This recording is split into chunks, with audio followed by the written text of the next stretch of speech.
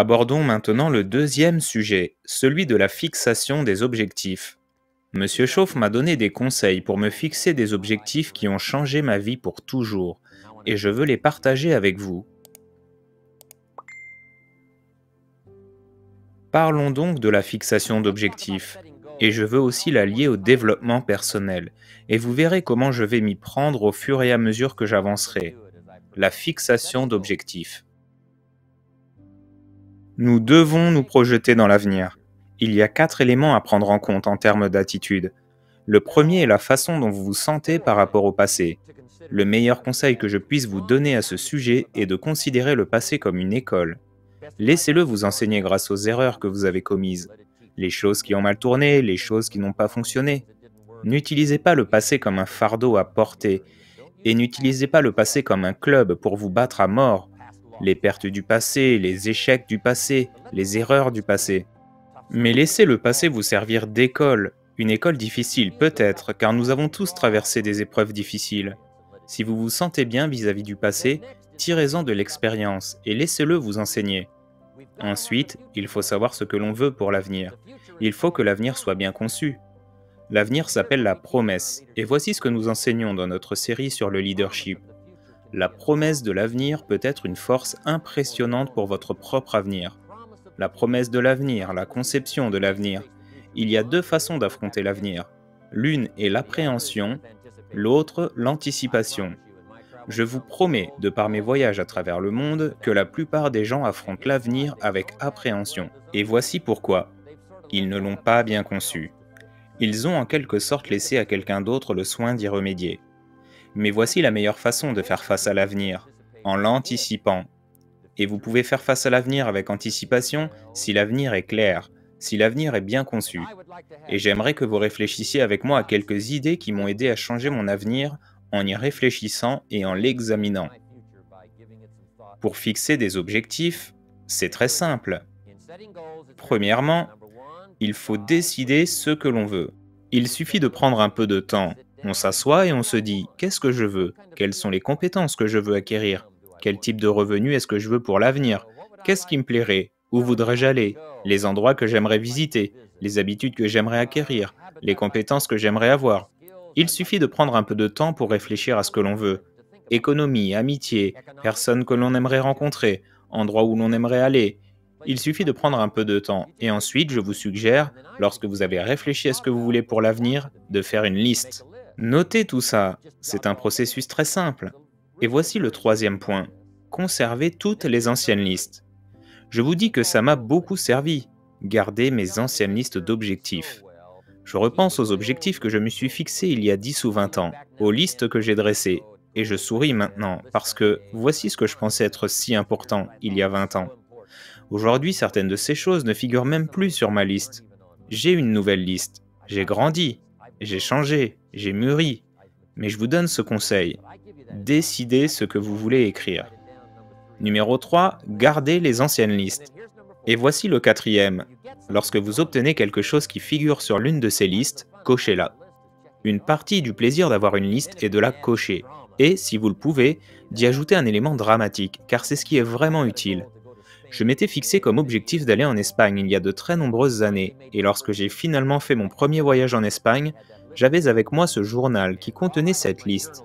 Et alors que j'avais mon journal sur les genoux, en attendant que les roues touchent le sol à Madrid, j'ai attendu que les roues touchent la piste d'atterrissage et j'ai coché la liste, en ajoutant juste un peu de dramaturgie. Le plaisir de dresser une liste consiste donc en partie à la cocher.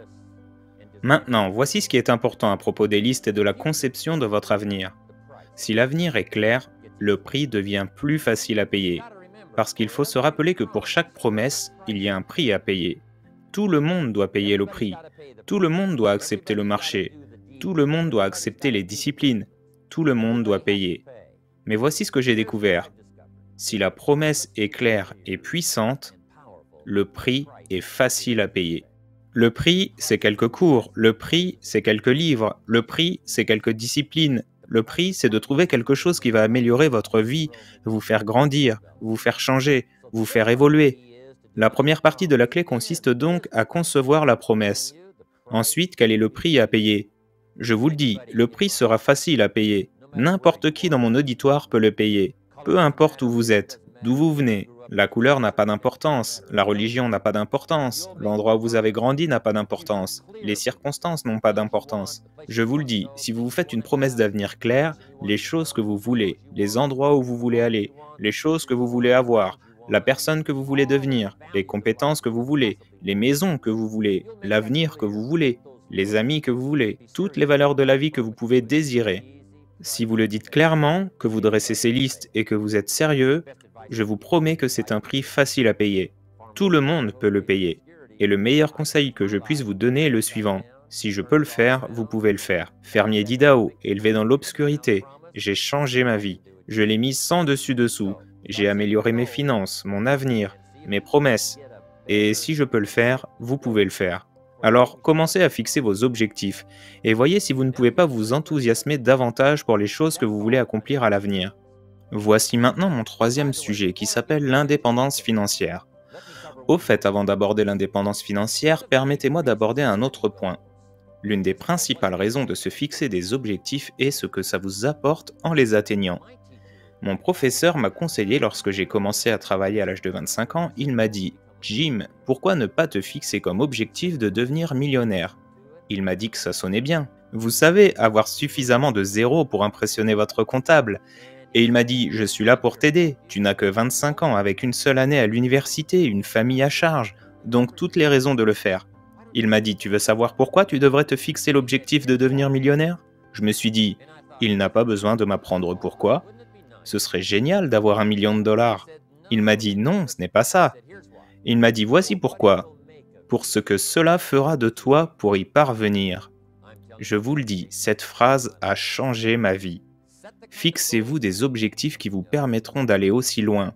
Il m'a dit « Une fois devenu millionnaire, l'important n'est pas l'argent. » J'ai pensé que c'était un enseignement un peu étrange. Il a dit « Honnêtement, ce n'est pas important. » Il a dit « Vous pouvez rendre l'argent. » J'ai fait mieux que ça. J'ai tout perdu. À 31 ans, j'étais millionnaire. À 33 ans, j'étais fauché. Je vous raconterai cette histoire plus tard. Mais lorsque j'ai perdu tout mon argent, j'ai découvert que Monsieur Chauffe avait raison. Ce qui avait de la valeur, ce n'était pas l'argent. Ce qui avait de la valeur, c'était ce que j'étais devenu pour gagner cet argent. Les compétences que j'avais, les connaissances que j'avais sur le marché, les valeurs que j'avais en moi, c'était ça. Et il est important de le rappeler. Ce n'est pas ce que vous obtenez qui vous donne de la valeur, c'est ce que vous devenez. L'essentiel est donc de se fixer le genre d'objectifs qui feront de vous quelqu'un de bien. Ne les fixez pas si bas que vous n'aurez pas à grandir, à lire, à essayer et à vous étirer. Ne vous fixez pas un objectif trop bas, mais ne le bradez pas non plus. Ne vous lancez pas dans quelque chose qui va vous faire perdre votre vertu, vos valeurs ou vos principes. Il y a un juste milieu à trouver. Des objectifs qui vous inspirent, des objectifs qui vous aident à grandir, à changer, à vous développer et à devenir meilleur que vous ne l'êtes. Parlons maintenant de l'indépendance financière. Comment devenir riche à 40 ans? 35 ans si vous êtes très brillant. Beaucoup plus tôt si vous trouvez une opportunité comme je l'ai fait. Laissez-moi vous expliquer comment j'ai fait. L'indépendance financière. Tout d'abord, j'aime l'expression indépendance financière. Certaines personnes sont un peu mal à l'aise à l'idée d'utiliser les mots devenir riche ou s'enrichir, et je peux le comprendre, j'ai eu un peu de mal avec ça. Est-ce que c'est bien de devenir riche, de s'enrichir? Et peut-être que c'est un mot un peu trop fort ou un terme trop fort. Voici donc ce que j'ai trouvé, qui me convient, à savoir comment devenir financièrement indépendant. Je pense que c'est l'héritage de chacun ici, en particulier en Amérique, de devenir financièrement indépendant. Permettez-moi de vous donner ma définition de l'indépendance financière. L'indépendance financière est la capacité de vivre des revenus de ses propres ressources personnelles. L'indépendance financière. Ça dépend de la façon dont vous voulez vivre. Si vous avez besoin de 2 à 3 000 dollars par mois, si vous avez besoin de 4 ou 5 000 dollars par mois, si vous avez besoin de 10 000 dollars par mois, certaines personnes peuvent avoir besoin de 100 000 dollars par mois. Tout ce dont vous avez besoin pour vivre et que vous pouvez gagner grâce aux revenus de vos propres ressources, c'est ce que j'appelle la liberté financière, l'indépendance financière. Et je vais vous montrer comment l'acquérir. Si vous commencez à l'âge de 15 ans, entre 15 ans et 35 ans, il y a 20 ans. Et à mon avis personnel, basé sur mes propres études et ma propre expérience, 20 ans, à mon avis, c'est assez de temps pour devenir financièrement indépendant. Si ce n'est pas le cas, c'est que vous ne vivez pas dans le bon pays. Ce qui s'est probablement passé, c'est que vous n'avez pas eu le bon plan. Et il est facile d'être une bonne personne avec un mauvais plan. Je m'en suis rendu compte à l'âge de 25 ans. J'étais fauché à l'âge de 25 ans et j'étais un gentil garçon, vous m'auriez apprécié. Mais je vous dis que mes plans jusqu'alors, en particulier mon plan financier, m'ont laissé fauché.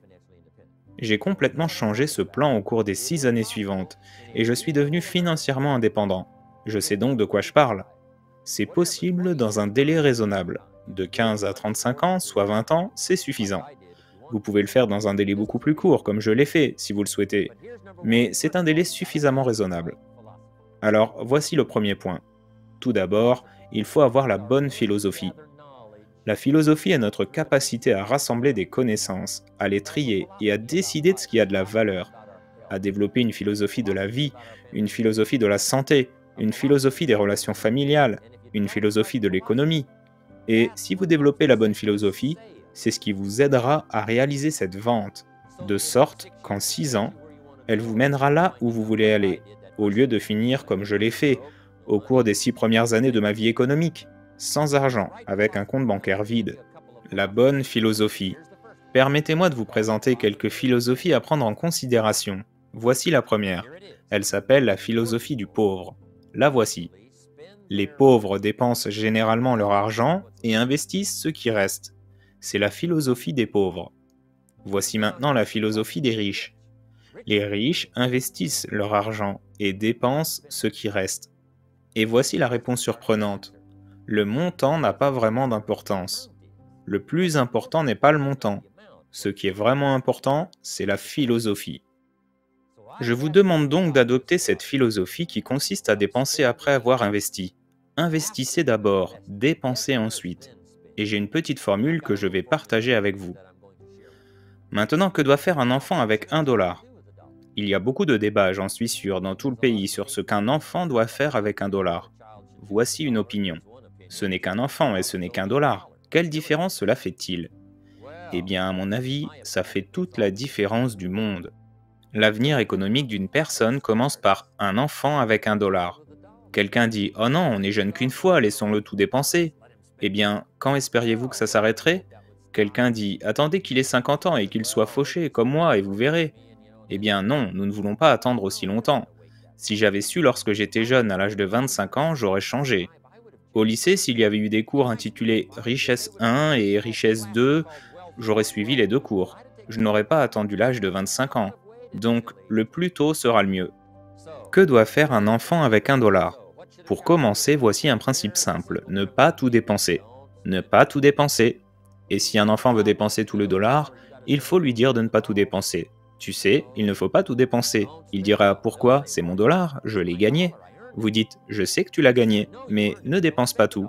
Il dira encore « Pourquoi pas, hein, pourquoi pas ?» Alors vous le faites monter dans votre voiture, vous l'emmenez de l'autre côté de la ville, et vous lui montrez où vivent les gens qui dépensent tout leur argent. Il suffit de les emmener en voiture. Les enfants apprennent mieux par l'image. Faites le tour en voiture et dites « Tu aimerais vivre ici ?» L'enfant répond « Non ». « Aimerais-tu vivre comme ces gens-là » L'enfant dit « Non, non ». Alors tu ne peux pas dépenser tout le dollar. Les enfants comprendront le message. Alors, vous savez, allez de l'autre côté de la ville et faites-lui visiter, à moins que vous n'y habitiez déjà. Mais faites-lui visiter. Quoi qu'il en soit, ne dépensez pas tout l'argent. Maintenant, laissez-moi vous donner mon meilleur point de vue sur ce qu'il faut faire avec 1 $. Je vous promets que si vous avez commencé à l'âge de 15 ans, si vous avez plus de 15 ans, vous avez encore beaucoup de temps. Vous avez encore 20 ans. Vous savez, si vous avez 30 ans, vous avez encore 20 ans. Je veux dire que vous avez encore beaucoup de temps pour commencer. Alors, voici ce que je vais partager avec vous, ce qu'il faut faire avec 1 $.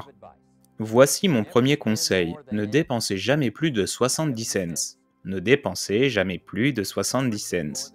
Vous devez maintenant choisir un chiffre, et le chiffre que vous choisirez sera déterminé par votre philosophie. Il sera déterminé par ce qu'on vous a enseigné, ou par l'expérience que vous avez acquise en enseignant vous-même. Lorsque j'ai rencontré mon professeur, M. Chauve, pour la première fois, j'en étais environ à 100% de chaque dollar, vous savez. Je n'avais pas de budget financier. Je devais parfois revendre mes meubles. Puis, vous savez, j'ai appris une bien meilleure formule pour l'indépendance financière. Numéro 1, ne pas dépenser plus de 70 cents.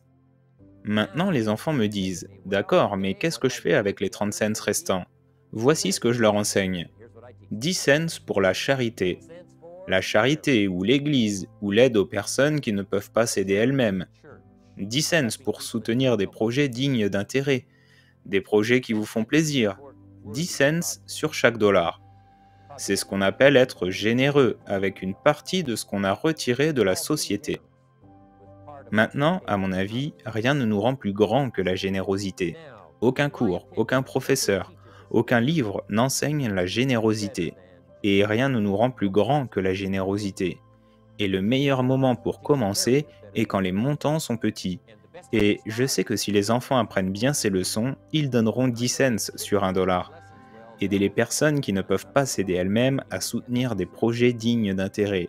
Ou, si vous appartenez à une église, ils apprennent à donner une partie de vos revenus. C'est très important. Dès maintenant, parce que lorsque les montants augmentent, c'est parfois un peu plus difficile, vous savez.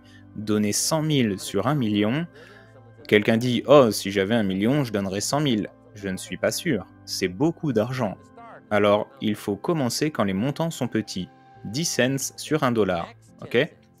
Les 10 centimes suivants, je les appelle le capital actif. Le capital actif signifie qu'il faut faire quelque chose pour réaliser un profit. Le capital actif. Mettez de côté une partie de vos revenus. Les salaires, c'est bien, mais je vous le dis, les salaires vous permettent de vivre. Les profits vous permettront de faire fortune. Mettez donc de côté une partie de vos revenus en tant que capital, appelé capital actif. Vous pouvez imaginer tous les projets possibles et imaginables. Je vais écrire un nouveau livre, je pense, pour les enfants. Je pense que le titre sera « Bien sûr que les enfants doivent payer des impôts ». C'est un titre intéressant. En Californie, les enfants paient des impôts. Lorsqu'un enfant entre dans un magasin 7-Eleven, achète quelque chose qui coûte $1, le propriétaire dit « Donne-moi 7 pennies de plus ». L'enfant dit « Hé, à quoi servent ces 7 pennies ?» Le propriétaire lui répond qu'il s'agit des taxes. L'enfant répond « Je n'ai que 8 ans ». Le propriétaire dit « Félicitations, tu es mon plus jeune contribuable, donne-moi l'argent ». En Californie, où je vis, les enfants paient donc des impôts. La grande question est de savoir, doivent-ils le faire? Mon livre répondra à cette question. Bien sûr, les enfants doivent payer des impôts. Rien n'est gratuit. Si tu veux faire du vélo sur le trottoir plutôt que dans la boue, tu dois payer les 7 pennies. Rien n'est gratuit. Nous devons donc tous payer. Donc, 10 cents de l'argent que vous gagnez sont mis de côté pour le capital. Le capital pour faire de son mieux pour faire des bénéfices. Dans mon livre, je vais vous présenter toutes sortes de façons dont les enfants peuvent gagner de l'argent. 2 bicyclettes, l'une pour rouler et l'autre pour être louée. Je veux dire, vous savez, il ne faut pas longtemps pour trouver une entreprise qui commence à faire des bénéfices. Vous devez alors noter ceci, si vous prenez des notes. Les profits valent mieux que les salaires. Premièrement, en général, on ne peut pas commencer à toucher un salaire avant l'âge de 15-16 ans. Mais on peut faire des bénéfices bien avant de pouvoir commencer à toucher un salaire. Il n'y a pas de limite aux profits et ils peuvent doubler, tripler et quadrupler. Il n'y a pas de limite. C'est incroyable de voir à quelle vitesse les profits peuvent augmenter. Alors, les profits sont mieux que les salaires. Les salaires permettent de gagner sa vie. Les bénéfices vous permettent de faire fortune. Les 10 derniers cents sont d'une importance vitale. C'est ce que j'appelle le capital passif. Il s'agit du capital que vous laissez utiliser par quelqu'un d'autre. Une institution financière, des actions et des obligations, des fonds communs de placement, etc. Laissez quelqu'un d'autre l'utiliser. Vous fournissez l'argent, il l'utilise pour faire des bénéfices, mais il vous paie pour son utilisation sous forme d'intérêt. L'une des choses qui vous rendra rapidement indépendant financièrement s'appelle l'intérêt composé. Voici comment vous l'obtenez. Vous laissez quelqu'un d'autre utiliser une partie de votre argent, de votre substance, et il vous paie des intérêts. Ce capital passif, je vous le dis, sur une longue période, si vous développez ce petit 10, 10, 10 et 70, surtout à partir de l'âge de 15 ans, je vous dis qu'à 35 ans, vous serez financièrement indépendant. Vous aurez la capacité de vivre des revenus de vos propres ressources. Et encore un point sur le capital passif. Il existe une philosophie biblique. Je suis un amateur de la Bible. Mais il y a une philosophie biblique qui enseigne que l'emprunteur est le serviteur du prêteur. Et si vous voulez être dans une position de force en vieillissant, finalement, quand vous aurez un âge mûr, Vous aurez peut-être votre propre entreprise. Les choses se seront arrangées pour vous concernant l'avenir. La position dans laquelle vous voulez toujours être, c'est la position de pouvoir, et c'est celle du prêteur. Le prêteur détient le pouvoir. Donc, si les enfants apprennent assez tôt et que vous leur demandez ce qu'ils aimeraient faire plus tard, je vous assure qu'une fois qu'ils auront compris, ils vous diront: Eh bien, l'une des choses que je veux faire, c'est d'être l'un de ces prêteurs. C'est la position de pouvoir, pas celle du dépensier. Non, on vous plaindra toute votre vie si vous devenez un dépensier. Vous devez devenir un prêteur, et je pense que c'est l'une des formules à suivre. 10 cents sur chaque dollar. Laissez quelqu'un d'autre l'utiliser. Soyez le prêteur en position de force, puis essayez de faire des bénéfices. Ne pouvons-nous pas apprendre à nos enfants à investir $1? Fouillez le quartier, trouvez une charrette cassée, payez-la $1. Ramenez-la à la maison, nettoyez-la, poncez-la jusqu'à ce qu'elle soit propre, peignez-la en rouge jusqu'à ce qu'elle brille, redressez les rouges jusqu'à ce qu'elle soit bien droite, ramenez-la dans le quartier, vendez-la pour $5, tout le monde peut faire ça. Maintenant, l'enfant mérite-t-il $4 de bénéfices? La réponse est oui, la société a maintenant une charrette réparée. Et ça, c'est l'Amérique, trouver quelque chose, l'améliorer, faire du profit, mettre de côté une partie de ses ressources, aider les gens qui ne peuvent pas s'aider eux-mêmes, laisser quelqu'un d'autre utiliser le capital pour faire du profit. Certains projets nécessitent plus de capitaux qu'une seule personne n'en possède. C'est passionnant. Laissez-les vous payer pour l'utilisation de ce capital. L'Amérique a cette philosophie depuis toutes ces années. Le communisme est enseigné depuis des années. Le capital appartient à l'État, pas au peuple. Et nous avons enseigné durant toutes ces années, le capital appartient au peuple, pas à l'État. Et il s'est avéré que nous avions raison. Le capital entre les mains des enfants, le capital entre les mains du peuple, les entreprises qui font des bénéfices, les entreprises qui se développent, c'est l'espoir de notre avenir. J'espère que cette petite formule simple vous aidera.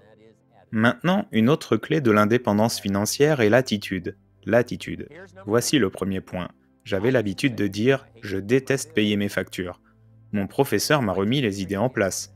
Il m'a dit « Voyons, monsieur Ron, ce que vous devez faire, c'est commencer à payer $100 pour réduire votre passif et augmenter votre actif. » J'ai répondu « Non, j'aurais juste perdu $100. » Il m'a répondu « Tout dépend de la façon dont on voit les choses.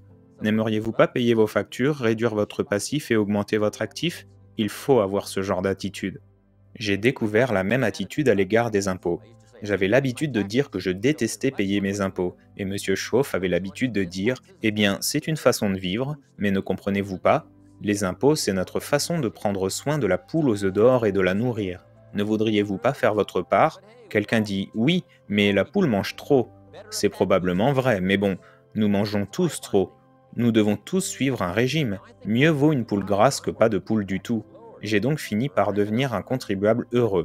Aujourd'hui, je pense que les impôts sont trop élevés et je m'efforce de les faire baisser pour notre avenir économique. Mais quel qu'il soit, je les paie volontiers.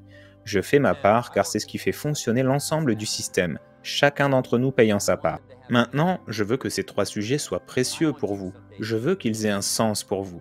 Je veux qu'un jour vous soyez financièrement indépendant. Je veux que vous vous épanouissiez personnellement et que vous vous sentiez bien dans votre peau. Si j'avais la chance de vous rencontrer un jour, j'aimerais que vous me montriez la liste des objectifs que vous avez commencés et que vous me disiez « Monsieur Ron, en voici quelques-uns que j'ai déjà cochés. Voici le livre que je suis en train de lire. Voici ce qui s'est passé. Je développe mes compétences. Je suis meilleur cette année que l'année dernière. J'ai plus confiance en moi. Mes compétences se développent. C'est ce que je veux pour vous. C'est pourquoi j'ai pris le temps de venir partager ce message vidéo avec vous. J'organise des séminaires dans le monde entier, mais c'est une façon pour moi de vous toucher au cas où vous ne pourriez pas venir à mes séminaires. Où que je sois, peut-être que cette vidéo vous atteindra quelque part et qu'elle aura un impact sur votre vie. Et ce que j'aimerais faire, c'est d'en entendre parler plus tard, par une lettre, un appel téléphonique ou une chance de vous rencontrer en personne. J'aimerais maintenant vous laisser avec ces 4 questions appelées « questions à méditer ». Ces questions ont été précieuses pour moi, et je veux qu'elles le soient pour vous. Voici la première. Pourquoi ? Nous nous demandons tous pourquoi nous devrions travailler si dur. Pourquoi suivre autant de cours ? Pourquoi aller à l'école pendant tant d'années ? Pourquoi prendre des notes ? Pourquoi lire des livres ? Pourquoi travailler si dur ? Pourquoi s'imposer la mise en place de ces disciplines ? Pourquoi ? Bonne question. Pourquoi ? La meilleure réponse à cette question est, je pense, la deuxième question. Pourquoi pas ? Pourquoi ne pas voir combien de livres vous pouvez lire, combien de cours vous pouvez suivre, combien de compétences vous pouvez développer, Pourquoi ne pas voir la valeur que vous pouvez apporter au marché, à vos amis et à votre famille? Pourquoi ne pas voir ce que vous pouvez faire de vous-même? Pourquoi pas? Voyez jusqu'où vous pouvez aller, tout ce que vous pouvez voir, tout ce que vous pouvez gagner, tout ce que vous pouvez partager. Pourquoi ne pas le faire? C'est l'héritage que nous avons tous, en Amérique, l'opportunité de pouvoir voir ce que nous pouvons faire de notre vie, car on nous a donné cette extraordinaire opportunité. Maintenant, ma troisième question, j'aimerais vous la poser en personne, mais comme je ne peux pas le faire en personne, je veux vous la poser à tous, mais je veux que vous la preniez personnellement. Ma troisième question est, pourquoi pas vous? Pourquoi pas vous? Avec une bonne estime de soi. Pourquoi pas vous? En commençant le changement et en fixant des objectifs, pourquoi ne pas commencer à progresser vers l'indépendance financière? Si je peux le faire, vous pouvez le faire. J'aurais aimé avoir beaucoup plus de témoignages que le mien aujourd'hui. Un flot continu de personnes qui viendraient vous raconter leur histoire. Quelqu'un qui a commencé avec rien et qui a fini par diriger une grande entreprise. Une mère qui bénéficiait de l'aide sociale et qui possède maintenant sa propre entreprise. En plus de mon histoire, j'aimerais en avoir beaucoup d'autres. Et si toutes ces personnes racontaient leur histoire, devinez comment elles finiraient leur histoire. Ils diraient probablement, tout comme moi, pourquoi pas vous? Si nous pouvons lire, vous pouvez lire. Si nous pouvons changer, vous pouvez changer. Si nous pouvons comprendre, vous pouvez comprendre. Si nous pouvons changer les choses, vous pouvez les changer. Il n'y a rien que vous ne puissiez accomplir. C'est ce que disent ces témoignages. Et je tiens à vous le dire personnellement. Pourquoi pas vous? Vous avez l'intelligence, l'endurance, la vitalité, l'intérêt, la vie devant vous. Vous avez l'avenir devant vous. Vous pouvez le faire. Si quelqu'un peut le faire, vous pouvez le faire. Si l'un d'entre nous peut le faire, nous pouvons tous le faire.